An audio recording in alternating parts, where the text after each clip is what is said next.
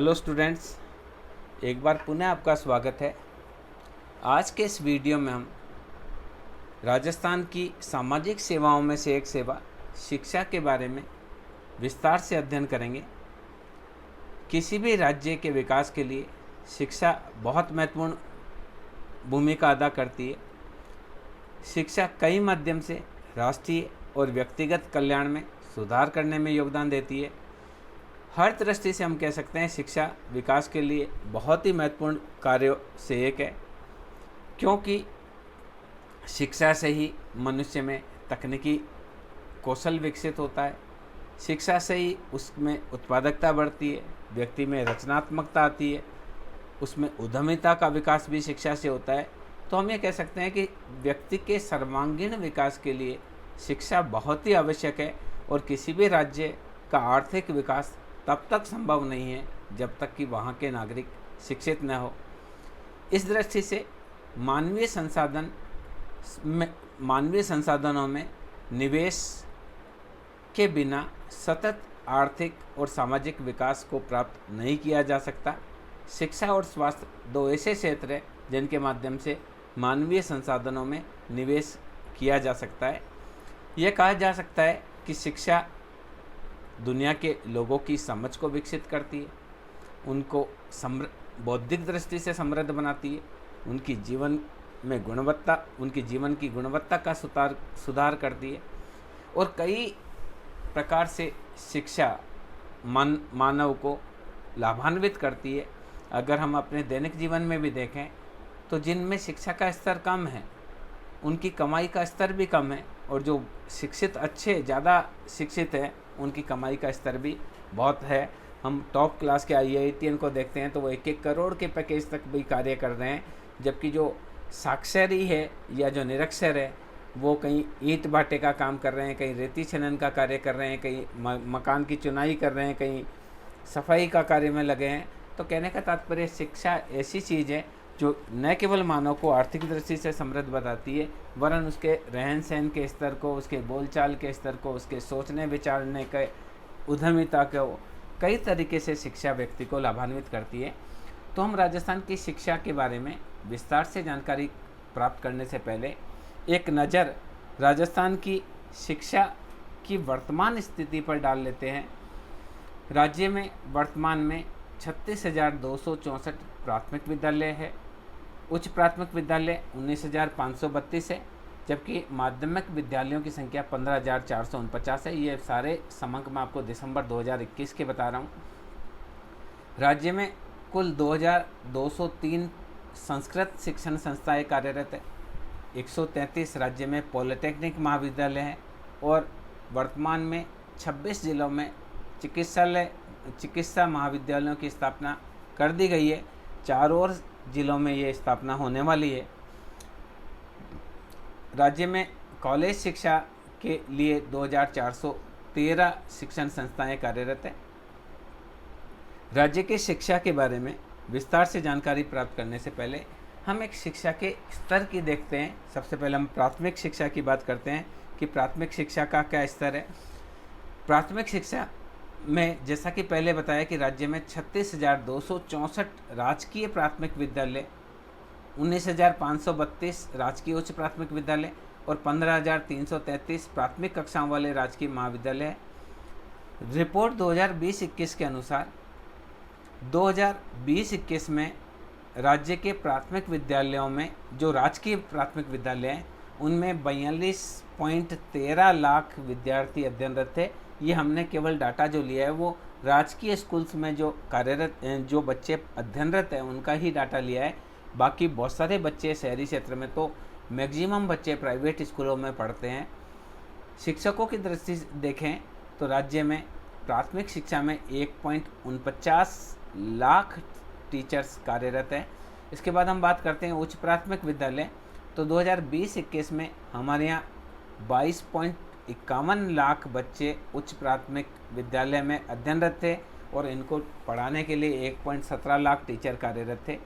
इसी प्रकार से हम राज्य के माध्यमिक और उच्च माध्यमिक विद्यालय में नामांकन और शिक्षकों की संख्या पर एक नज़र डालते हैं। तो 2020-21 में राज्य के उच्च माध्यमिक तथा उच्च विद्यालय में 25.59 लाख विद्यार्थी रजिस्टर्ड थे और इनको अध्यापन कराने के लिए 1.34 लाख टीचर्स लगाए गए थे। तो ये हमने एक बात बताई कि किस प्रकार से राज्य में प्राथमिक विद्यालयों में क्या स्थिति है, माध्यमिक विद्यालयों में क्या स्थिति है, उच्च प्राथमिक विद्यालयों में क्या स्थिति है। दूसरी एक और चीज़ हम बात करना चाहेंगे, निःशुल्क पाठ्य पुस्तक वितरण योजना राज्य में चल रही है। इस योजना के अंतर्गत राज्य सरकार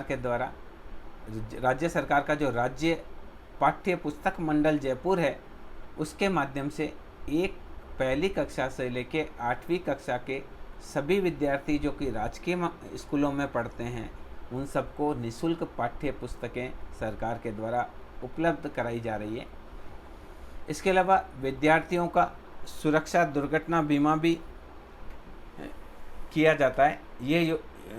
ये योजना कक्षा 1 से 8 तक जो विद्यार्थी हैं, यानी जो प्राथमिक कक्षा के विद्यार्थी हैं और जो उच्च प्राथमिक कक्षा के विद्यार्थी हैं, उन सभी विद्यार्थियों का सड़क दुर्घटना बीमा भी सरकार के द्वारा कराया गया है, जिससे कोई भी विद्यार्थी के साथ विद्यालय आते जाते समय कोई दुर्घटना हो जाती है या अन्य कोई घटना हो जाती है तो उसकी जान माल की सुरक्षा के लिए राज्य सरकार के द्वारा बीमा कराया गया है।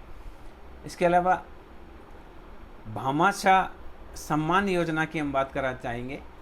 राज्य के शिक्षा के विकास में निजी क्षेत्र की भागीदारी को सुनिश्चित करने की दृष्टि से राज्य सरकार के द्वारा एक भामाशाह योजना चलाई गई, जिसके माध्यम से गांव के लोग या जो भी व्यक्ति हैं जो कि शहरों में बस गए हैं या विदेशों में बस गए हैं, वो आकर अपने गांव के स्कूलों में निर्माण कार्य करा सकते हैं,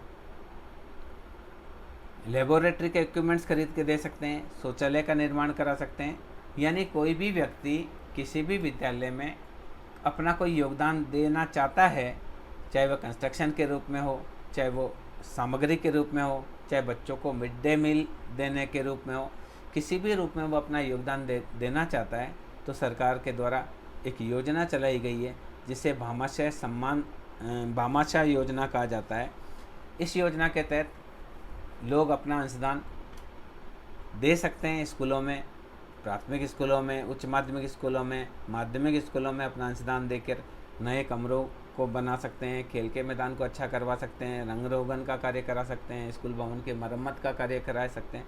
ऐसे लोग जो शाला के विकास के लिए योगदान देते हैं, राज्य सरकार के द्वारा उनका सम्मान किया जाता है। इस हेतु हमारे यहाँ भामाशाह सम्मान योजना 1 जनवरी 2095 से क्रियान्वित है, जिसके तहत स्कूल के शैक्षिक, सह-शैक्षिक और भौतिक विकास में योगदान करने वाले दानदाताओं का सरकार के द्वारा सम्मान किया जाता है। देखिए आपके स्क्रीन में 28 जून 2019 का एक वो लिखा हुआ है, जिसमें मुख्यमंत्री के द्वारा राज्य के स्कूलों में पैसा लगाने वाले, किसी भी प्रकार से सहयोग करने वाले व्यक्तियों का सम्मान किया जा रहा है। इसके बाद बात करेंगे स्वास्थ्य शिक्षा कार्यक्रम की, समग्र शिक्षा की हम बात करेंगे। समग्र शिक्षा को समसा के नाम से, समग्र शिक्षा अभियान के नाम से भी चलाया जाता है। ये विशेष रूप से स्कूली शिक्षा विभाग के द्वारा चलाया जाता है। समग्र शिक्षा समयबद्ध तरीके से प्राथमिक और माध्यमिक शिक्षा के सार्वभौमिकरण की उपलब्धि के लिए भारत सरकार के द्वारा चलाया गया एक कार्यक्रम है। इस योजना के मुख्य उद्देश्य छात्रों को गुणवत्तापूर्ण शिक्षा प्रदान करना, स्कूल शिक्षा में सामाजिक व लैंगिक अंतरों को कम करना और स्कूल शिक्षा के सभी स्तरों में समानता और समावेशन को सुनिश्चित करना, साथ ही स्कूल शिक्षा में न्यूनतम मानक सुनिश्चित करके शिक्षा प्रणाली में व्यावसायिकता को भी बढ़ाना एक इसका उद्देश्य है। इसके अलावा राज्य में जो 2009 में अधिनियम पारित किया गया, बच्चों के लिए निःशुल्क व अनिवार्य शिक्षा का अधिकार अधिनियम 2009, उसके क्रियान्वयन में भी समग्र शिक्षा विभाग के द्वारा सहयोग किया जाता है। इसके अलावा राज्य शिक्षकों के प्रशिक्षण के लिए एक नोडल एजेंसी के रूप में राष्ट्रीय शैक्षणिक अनुसंधान व प्रशिक्षण परिषद NCERT को भी सुदृढ़ करने का कार्य समग्र शिक्षा अभियान के तहत किया जाता है। उसके बाद हम बात करेंगे निःशुल्क व अनिवार्य शिक्षा अधिनियम 2009। कई बार इसमें जीके पर प्रश्न बनता है। राजस्थान में सभी जो बच्चे जो 6 साल से 14 साल की अवधि वाले हैं उनको अनिवार्य रूप से प्राथमिक शिक्षा देने की दृष्टि से हमारे यहाँ एक कानून पारित किया गया, जिसे निःशुल्क व अनिवार्य शिक्षा का अधिकार अधिनियम 2009 कहा जाता है। ये कानून 1 अप्रैल 2010 से राज्य में लागू किया गया। इस अधिनियम में निजी विद्यालयों को कमज़ोर वर्ग व वंचित वर्ग के बालक बालिकाओं के लिए 25% सीटें आरक्षित रखनी होती है। इसके अलावा राज्य सरकार ने निजी विद्यालयों में 25% सीटों पर निःशुल्क प्रवेश के लिए एक निगरानी पोर्टल भी जारी किया है, और साथ ही ये भी सरकार का है कि आवश्यक रूप से 6 से 14 वर्ष के सभी बच्चों को स्कूल से जोड़ा जाए। सरकार ने शिक्षा को बढ़ावा देने के लिए 316 कस्तूरबा गांधी बालिका विद्यालय भी स्थापित किए हैं। इसके अलावा जो बच्चे बीच में पढ़ाई छोड़ देती है, जो विशेष रूप से बालिकाएं, उनको कस्तूरबा गांधी बालिका विद्यालयों में नामांकित होने में प्राथमिकता दी जाती है। ये एक आवासीय विद्यालय है जिनमें बच्चों को खाना पीना कपड़े आदि सभी सरकार के द्वारा दिए जाते हैं। राज्य में मेवात क्षेत्र में 10 बालिका आवासीय विद्यालय और कार्यरत हैं। ये आवासीय विद्यालय मेवात क्षेत्र की बालिकाओं के लिए स्थापित किए गए हैं, जो शैक्षणिक रूप से बहुत पिछड़ा हुआ है। इसके अलावा बालिकाओं के सशक्तिकरण के लिए भी राज्य सरकार के द्वारा राज्य में कई कार्यक्रम चलाए जा रहे हैं, जिसमें मीना राजू व गार्गी मंच एक योजना है, जिसमें सामाजिक मुद्दों पर जागरूकता पैदा करने की दृष्टि से ये मीना राजू व गार्गी मंच की स्थापना की गई है, जिसमें बाल विवाह है, दहेज प्रथा है, पढ़ाई को बीच में छोड़ चुकी अनियमित व अनामांकित छात्राओं के माता पिता को अपनी बेटियों को विद्यालय में भेजने के लिए प्रेरित किया जाता है। इसके अलावा राज्य स्तर पर एक अध्यापिका मंच है, जो बालिकाओं के शैक्षणिक स्तर को बढ़ाने और विद्यालय में छात्राओं के साथ मित्रवत वातावरण स्थापित करने के लिए ब्लॉक स्तर पर 301 अध्यापिका मंच की स्थापना की गई है। इसके अलावा शैक्षणिक किशोरी मेला भी गणित व विज्ञान विषय पर विशेष ध्यान देने के लिए हमारे यहाँ आयोजित किया जाता है। इसके अलावा बालिका शिक्षा हेतु नवाचार के में रानी लक्ष्मीबाई आत्मरक्षा प्रशिक्षण सक्षम कार्यक्रम भी हमारे प्रदेश की बालिकाओं के लिए चलाया जा रहा है। इसके अलावा सुरक्षित विद्यालय वातावरण का निर्माण भी किया जा रहा है। प्रयास सरकार का ये रह रहा है कि जो बालिका विद्यालय हैं उनमें ज़्यादा से ज़्यादा लेडी टीचर्स को लगाया जाए। इस दृष्टि से सरकार ने एक सुरक्षित स्पर्श व असुरक्षित स्पर्श जैसे विषय पर कार्यशालाएं भी आयोजित की है, ताकि हमारी जो बच्चियां हैं वो समझ पाए कि गुड टच क्या होता है, बैड टच क्या होता है, और उसको ऐसे ताकि वह समझे जिससे बाल अपराध में कमी की जा सके और जो यौन शोषण होते हैं बालिकाओं का, उस पर भी रोकथाम लगाई जा सके। इसके अलावा ऑनलाइन सेफ्टी व डिजिटल लर्निंग कोर्सेज भी हमारे यहाँ यूनिसेफ के माध्यम से चलाए जा रहे हैं, जिसमें बालिकाओं के लिए ऑनलाइन सुरक्षा किस प्रकार से की जाए, डिजिटल लर्निंग कैसे हो, हैंडबुक कैसे तैयार की जाए, पोस्टर और प्लेम्पेट्स कैसे तैयार किए जाएं, इसके बारे में प्रशिक्षण दिया जाता है। किस प्रकार से वो अपनी सेफ्टी कर सकती है, इसका भी प्रशिक्षण दिया जाता है। इसके जगह सरकार ने इस हेतु 155 शिक्षकों को प्रशिक्षित करके उनको बालिकाओं को प्रशिक्षित करने के लिए लगाया है। इसके अलावा जेंडर ऑडिटिंग के माध्यम से भी यह देखा जाता है कि लिंगानुपात जो जिन जिलों में लिंगानुपात में बहुत ज़्यादा अंतर है, वहाँ पर शाला दर्पण के माध्यम से ग्राम पंचायत स्तर पर पीईओ के द्वारा डाटा एंट्री का कार्य किया जा रहा है, जिससे जो जेंडर गैप है वो किस कारण से है इसका पता लगाकर सरकार उसका समाधान के लिए उपाय कर सके। ये हमने बात करी थी किशोरी बालिकाओं के लिए हमने बालिका सशक्तिकरण कार्यक्रम के बारे में बात करी थी कि किस प्रकार से इस हेतु मीना राजू गार्गी मंच की स्थापना की गई है, अध्यापिका मंच की स्थापना की गई है, शैक्षणिक किशोरी मेला आयोजित किया जाता है, बालिका शिक्षा हेतु नवाचार किए गए हैं, ऑनलाइन उनको सेफ्टी व डिजिटल लर्निंग कोर्सेज कराए जा रहे हैं और जेंडर ऑडिट के माध्यम से यह भी देखा जा रहा है कि कहाँ बालिकाओं की संख्या कम है, उस एरिया को विशेष ध्यान देकर वहाँ पर इस चीज़ का ध्यान दिया जाए कि वहाँ कहीं कन्या भ्रूण हत्या की समस्या तो नहीं है। इसके अलावा और भी बहुत सारे कार्य बालिका शिक्षा सशक्तिकरण के लिए किए जा रहे हैं, जिसमें आदर्श विद्यालय योजना है, मॉडल विद्यालय है, स्कूल प्रबंधन सूचना प्रणाली है, आदि कई कार्यक्रम किए जा रहे हैं।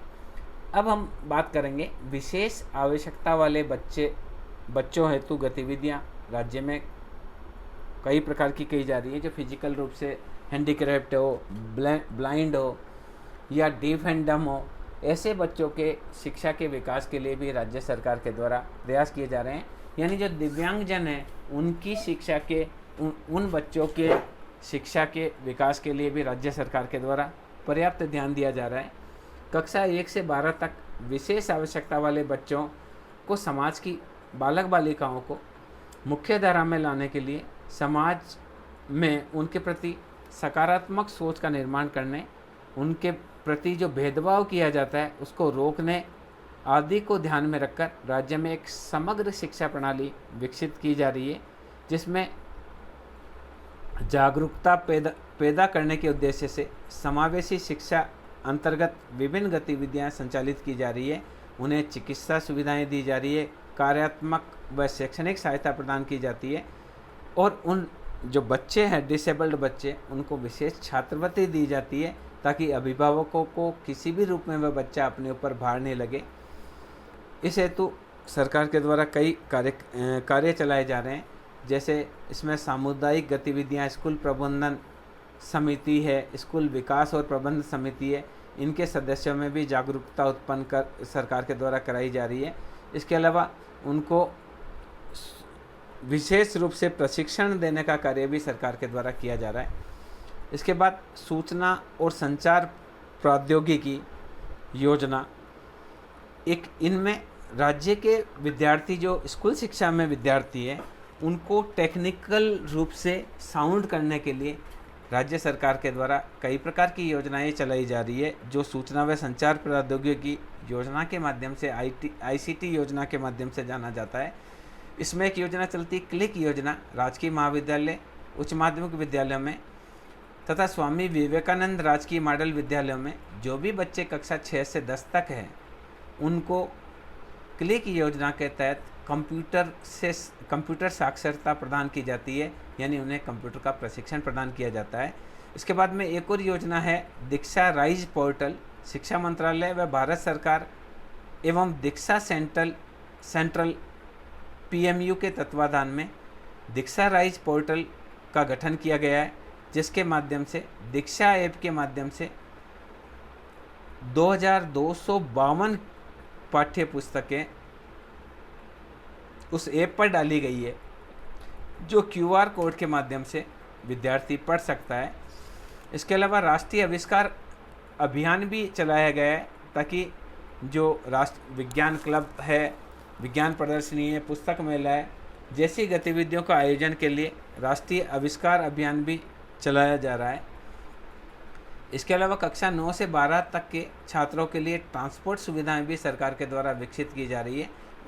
इसके लिए उन्हें ट्रांसपोर्ट वाउचर दिया जाता है, जिनके पास जो स्कूल से 5 किलोमीटर के अंदर अगर कोई विद्यार्थी ऐसा है जिसके घर से 5 किलोमीटर के भीतर कोई स्कूल नहीं है, तो सरकार के द्वारा उसको ट्रांसपोर्ट फैसिलिटी दी जाती है। विशेष रूप से कक्षा 11 और 12 के विद्यार्थी जब गांव में स्कूल नहीं होता है तो शहरों में पढ़ने के लिए जाते हैं, तो सरकार उनको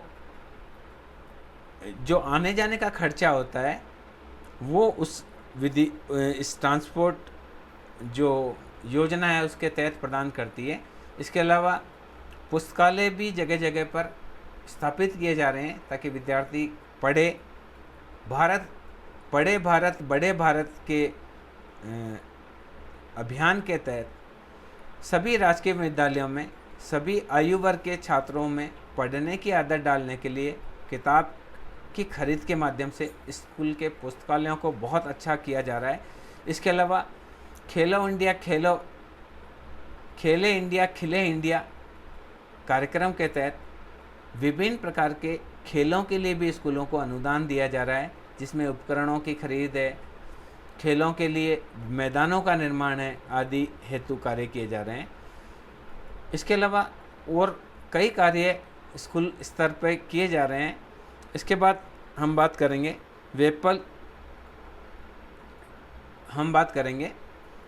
वैकल्पिक स्कूल शिक्षा या अनौपचारिक शिक्षा की हम बात करेंगे।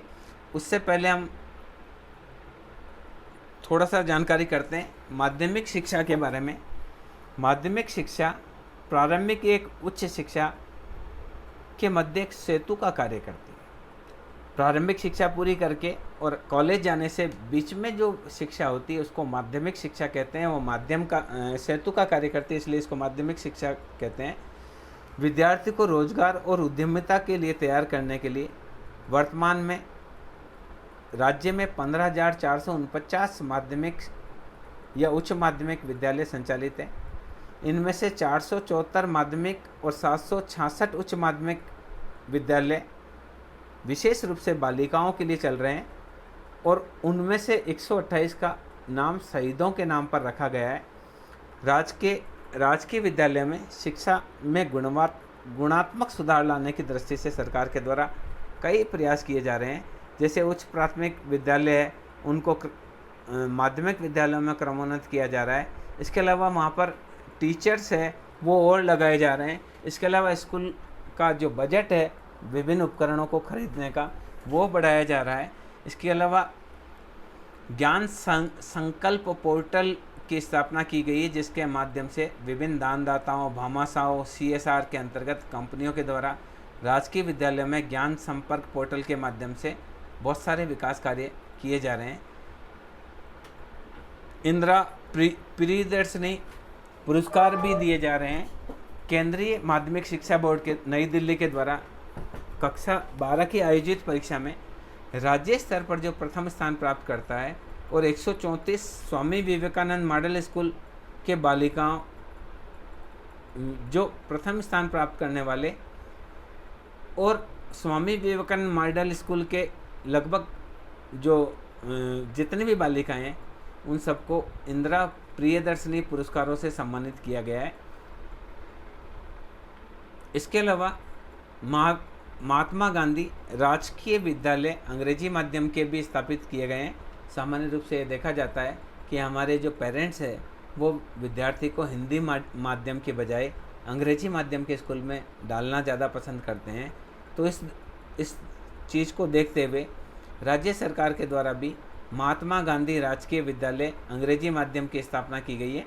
ये 150वीं जयंती पर राष्ट्रपिता महात्मा गांधी की 150वीं जयंती के अवसर पर राजकीय विद्यालयों में अंग्रेजी माध्यम से अध्ययन की सुविधाएं उपलब्ध कराने के लिए राज्य सरकार ने 19-20 में राजकीय महाविद्यालयों को महात्मा गांधी राजकीय विद्यालय अंग्रेजी माध्यम में परिवर्तित करने का निर्णय लिया है।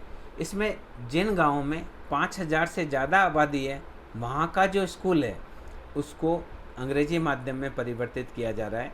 इसके अलावा निःशुल्क पाठ्य पुस्तकें भी दी जा रही है। अब 9 से 12 तक के जितने भी छात्राएं हैं, अनुसूचित जाति अनुसूचित जनजाति के छात्र हैं और जिनके माता पिता इनकम टैक्स नहीं देते हैं, उन सभी बच्चों को सरकार के द्वारा निःशुल्क पाठ्य पुस्तकें दी जा रही है। इसके अलावा जो छात्राएं हैं उनको निःशुल्क साइकिल वितरण योजना के तहत साइकिल भी उपलब्ध कराई जा रही है और जो बहुत इंटेलिजेंट बच्चे हैं उनको कालीबाई भील मेघावी छात्रा स्कूटी योजना के तहत स्कूटी भी दी जा रही है। कालीबाई भील मेघावी छात्रा स्कूटी योजना ऐसी छात्राएं जो आर्थिक रूप से पिछड़ी हुई है और सामान्य वर्ग से हैं और उनके माता पिता की आय 2.5 लाख से कम है, उन्हें माध्यमिक शिक्षा बोर्ड राजस्थान अजमेर की ओर से 10वीं व 12वीं विज्ञान वाणिज्य व कला में 85% से अधिक अंक जो लड़कियां लाती है उनको स्कूटी देने का काम किया जाता है। इसके अलावा राज्य में स्कूलों में बच्चों के भार को कम करने के लिए एक प्रत्येक शनिवार को नो बैग डे, यानी उस दिन आपको स्कूल विद्यालय में बस्ता नहीं लेकर आना है। विद्यार्थियों के सर्वांगीण विकास को ध्यान में रखते हुए प्रत्येक शनिवार को शिक्षा मनोविज्ञान आधारित गतिविधियों हेतु नो बैग भी बनाया जाता है, यानी उस दिन बच्चों को किताब कॉपी नहीं लेनी है, दूसरे तरीके से उनको शिक्षण कार्य कराया जाता है। इसके अलावा ई कक्षाएं भी हमारे यहाँ लगाई गई है। कोविड-19 के कारण विपरीत परिस्थितियाँ उत्पन्न हुई, तब हमने यहाँ ई कक्षाएं भी हमारे यहाँ चालू की। इससे पहले देखिए औपचारिक शिक्षा की हम बात करना रह गया था, अभी हम करेंगे उसके बारे में बात। पहले हम साक्षरता की बात कर लेते हैं। माध्यमिक शिक्षा की बात हमने कर ली, साक्षरता व सतत शिक्षा की बात हम करते हैं। राज्य के समग्र विकास में शिक्षा की बहुत अधिक महत्वपूर्ण भूमिका है, जैसा कि हम पहले चर्चा कर चुके हैं। साक्षरता व शिक्षा दोनों बहुत ही आवश्यक है। सतत शिक्षा निर्देशालय 15 वर्ष व इसके अधिक आयु के वर्ग के निरक्षर व्यक्तियों को निरंतर साक्षर बनाने के लिए कार्यशील रहता है। ये मुख्य रूप से राष्ट्रीय एकता, परिवार कल्याण, लिंग समानता, भावी विकास, व्यावसायिक कौशल, स्वास्थ्य की देखभाल, शिक्षा, इन सभी पर इसमें ध्यान दिया जाता है। साक्षर प्रदान अगर व्यक्ति साक्षर होता है तो साक्षर होने के साथ उसमें पारिवारिक कल्याण के प्रति भी जागरूकता आती है, लिंग संबंधी समानता भी आती है, भावी विकास व व्यावसायिक कौशल का भी विकास होता है, वह अपने स्वास्थ्य की भी देखभाल कर सकता है और कई प्रकार की सामाजिक बुराइयों से भी दूर रहता है। तो इस दृष्टि से राज्य में साक्षरता का विकास भी लगातार सरकार के द्वारा किया जा रहा है। इससे हेतु देखिए माध्यमिक महात्मा गांधी पुस्तकालय व अध्ययन कक्ष भी हम ये लगाया गया है। इसके अलावा देखिए हमारे यहाँ और शिक्षा को बढ़ावा देने के लिए जगह जगह पर महात्मा गांधी पुस्तकालय व अध्ययन कक्षों की भी स्थापना की गई है। सामान्य रूप से क्या होता है, घरों में आजकल घर छोटे होते हैं और वहाँ पढ़ने का वातावरण कम होता है। घर में सभी पारिवारिक सदस्य साथ रहते हैं तो बच्चे का कंसंट्रेशन नहीं बैठता है। तो शहरों में आप देखेंगे कि विद्यार्थी लाइब्रेरी में जाकर पढ़ते हैं। यही सुविधा गांवों के बच्चों को देने के लिए सरकार के द्वारा महात्मा गांधी पुस्तकालय व अध्ययन कक्ष की स्थापना की गई है। ये सब ग्राम स्तर पर, पंचायत स्तर पर पंचायत के द्वारा किया जाता है। प्रारंभिक शिक्षा अधिकारी जो है वो उसको करता है। इन पुस्तकालयों में एक मुश्त पुस्तकें उपलब्ध कराने के लिए समग्र शिक्षा अभियान के तहत 6 पुस्तकें उपलब्ध कराने के लिए बजट दिया गया है। इसके अलावा महिला शिक्षण विहार, जो भी महिलाएं 15 से 30 वर्ष की है, वह तलाकशुदा हो, विधवा हो, आदिवासी हो या वंचित समूह की महिला हो, उनको भी 10वीं कक्षा तक शिक्षा प्रदान करने की दृष्टि से महिला शिक्षण विहार की भी स्थापना की गई है। इसके अलावा राज्य में पढ़ना लिखना अभियान भी राज्य के पूरे 33 जिलों में चलाया जा रहा है। इनमें 15 वर्ष से अधिक आयु वर्ग के सभी व्यक्तियों को साक्षर करने का लक्ष्य रखा गया है। इसके अलावा नवाचार कुछ और भी शिक्षा के क्षेत्र में किए जा रहे हैं, जिसमें परिवार साक्षरता, जिसके अंदर परिवार के बड़े व्यक्ति जैसे माता पिता, दादा दादी आदि को भी उनके परिवार में स्कूल जाने वाले बच्चों के माध्यम से साक्षर किया जा रहा है। यानी दादा दादी साक्षर नहीं है तो पोते पोतियों के माध्यम से उनको साक्षर करने का प्रयास किया जा रहा है। माँ बाप साक्षर नहीं है तो उनके बच्चों के माध्यम से उनको साक्षर करने का प्रयास किया जा रहा है। इसके अलावा निरक्षर महिलाओं के लिए राज्य में विशेष कक्षाएं चलाई जा रही है। जिन जिलों में महिला साक्षरता 40% से कम है, उन जिलों में महिला साक्षरता को बढ़ाने के लिए विशेष कक्षाएं चलाई जा रही है, जिसमें 15 से 20 महिलाओं को कोई स्वयं से भी शिक्षक के माध्यम से उनको उनकी सुविधा के अनुसार पढ़ाने की व्यवस्था की जाती है। इसके अलावा हम संस्कृत शिक्षा की भी बात करेंगे। संस्कृत शिक्षा, संस्कृत को देववाणी देवताओं की भाषा के रूप में जाना जाता है। यह न केवल भारतीय संस्कृति का पोषण करती है बल्कि ज्ञान और विज्ञान का एक स्रोत भी है। यह विश्व की सबसे प्राचीनतम भाषा है और आज भी उसी रूप और संरचना को बरकरार रखे हुए जैसा कि हजारों वर्ष पूर्व थी। यह भाषा गठन की एक अद्भुत क्षमता के साथ सर्वाधिक वैज्ञानिक भाषा है। राजस्थान संस्कृत भाषा के लिए एक अग्रणी राज्य है, जहां वर्ष 1958 से ही एक संस्कृत निर्देशालय क्रियान्वित किया गया और वर्ष 1998 में राज्य में संस्कृत विश्वविद्यालय की भी स्थापना जयपुर में की गई।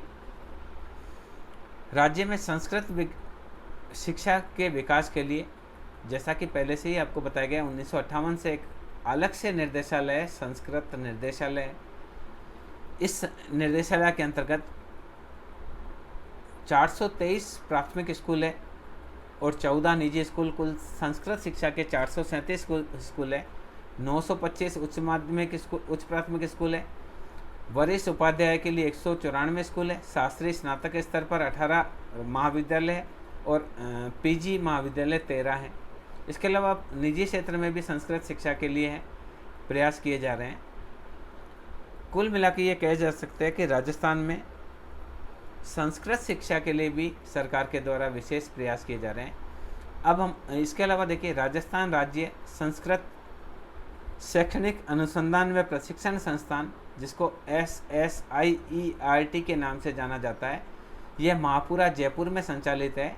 राजस्थान राज्य संस्कृत शैक्षणिक अनुसंधान एवं प्रशिक्षण संस्थान SSIERT, ये विभाग जो है NCERT से कुछ अलग है। हमने NCERT इसमें लिख दिया है, बाकी SSIERT या NCERT की तरह ही वो NCERT की तरह ही एक बहुत बड़ा अनुसंधान संस्था है जो संस्कृत शिक्षा के लिए समर्पित है।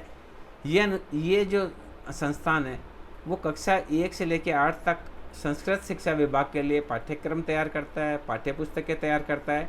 कक्षा 9 से 12 तक जो पाठ्यक्रम है उसकी समीक्षा का काम करता है और किस प्रकार की किताबें लिखनी चाहिए, क्या क्या चीज़ पाठ्यक्रम में शामिल करनी चाहिए, इसके लिए वह समीक्षा करके सिफारिशें करता है।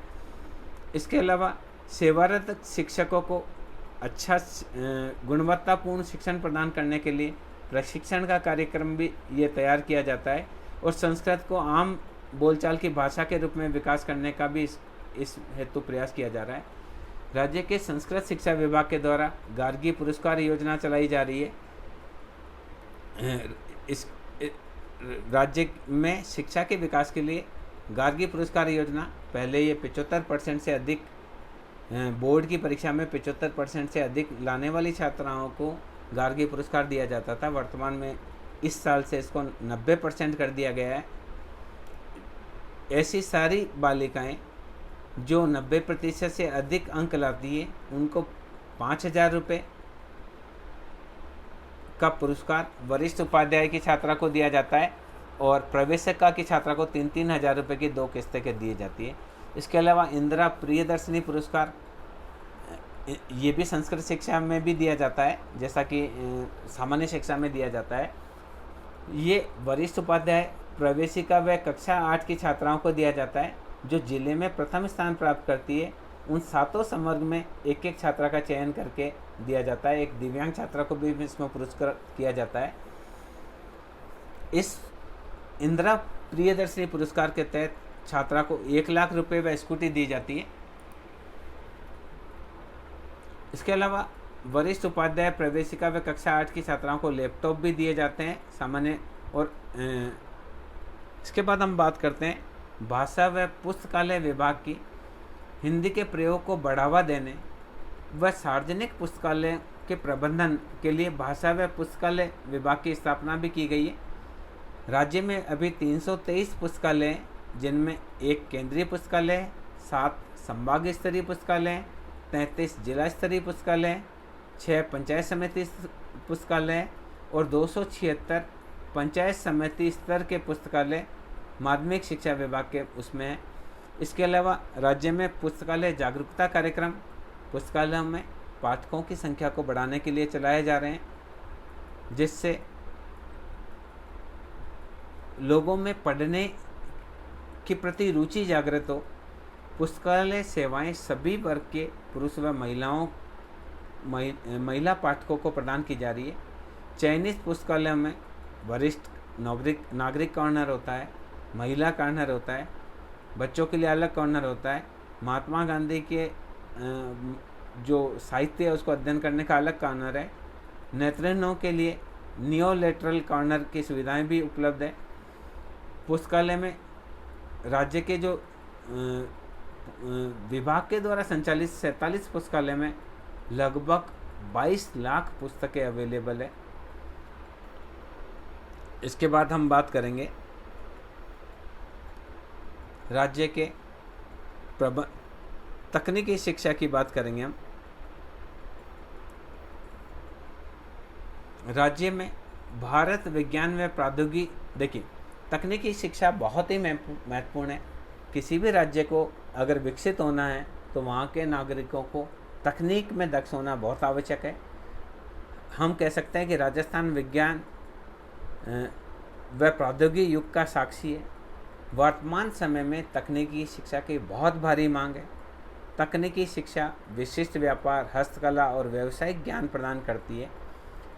राज्य में स्नातक व स्नातकोत्तर स्तर पर अभियांत्रिकी की शिक्षा प्रदान करने के लिए 87 कॉलेज कार्यरत है, जो कि सरकारी सेक्टर में है। इसके अलावा केंद्र सरकार के द्वारा एक स्वायत्त अभियांत्रिकी महाविद्यालय है। राजस्थान तकनीकी विश्वविद्यालय कोटा में है। बीकानेर तकनीकी विश्वविद्यालय बीकानेर है। SMB विश्वविद्यालय जोधपुर है। मोहनलाल सुखाड़िया विश्वविद्यालय जयपुर है। ये सब उच्च शिक्षा के क्षेत्र में है। इसके अलावा बांसवाड़ा क्षेत्र में गोविंद गुरु जनजाति विश्वविद्यालय है। बहुत सारे राज्य में विश्वविद्यालय खोले गए हैं। इसके अतिरिक्त 69 गैर सहायता प्राप्त कॉलेज भी है। राज्य में कहा जाए तो उच्च शिक्षा की दृष्टि से काफ़ी डेवलपमेंट राज्य में हुआ है। राज्य में पॉलिटेक्निक कॉलेज के लिए 133 पॉलिटेक्निक कॉलेज है, जिसमें 7,846 विद्यार्थियों को विभिन्न क्षेत्रों में पॉलिटेक्निक की शिक्षा दी जाती है। इसके अलावा राज्य में 8 महिला पॉलिटेक्निक कॉलेज भी है।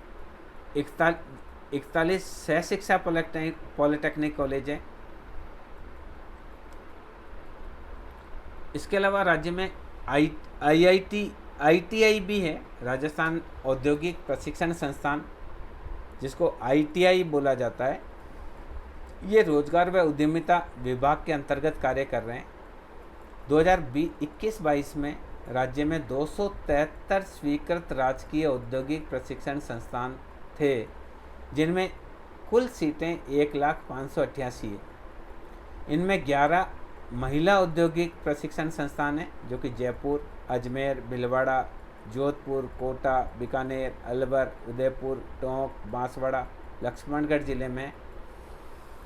वर्तमान में लगभग 270 राजकीय औद्योगिक प्रशिक्षण संस्थाओं में प्रवेश दिया जा रहा है। कुल 273 है, उसमें से 270 चल रहे हैं। इसके अलावा हम थोड़ी सी बात करेंगे चिकित्सा शिक्षा की, उसके बाद में अलग से बात करेंगे उसके बारे में। राजस्थान में दिसंबर 2021 तक 26 मेडिकल कॉलेज कार्यरत हैं, जिसमें 6 राजकीय, एक झालावाड़ में हॉस्पिटल व मेडिकल कॉलेज सोसाइटी के माध्यम से, और बाकी प्राइवेट सेक्टर में कार्यरत है। वर्तमान में सरकार बड़ी तेज़ी से सार्वजनिक क्षेत्र में नए मेडिकल कॉलेज खोल रही है। हाल ही में 15 नए मेडिकल कॉलेज राज्य के अलवर, बारा, बांसवाड़ा, बूंदी, चित्तौड़गढ़, जैसलमेर, करौली, नागौर, श्रीगंगानगर, सिरोही, दौसा, झुंझुनू, हनुमानगढ़, टोंक व सवाई माधोपुर में खोलने का कार्य प्रारंभ हो गया है। बड़ी तेज़ी से सरकार इस हेतु कार्य कर रही है। शीघ्र ही राज्य के 30 जिलों में मेडिकल कॉलेज की स्थापना करने का है। इसके अलावा राज्य में मेडिकल यूनिवर्सिटी की भी स्थापना कोटा में की गई है। तो इस मेडिकल के बारे में हम विस्तार से जानकारी अगले वीडियो में प्राप्त करेंगे।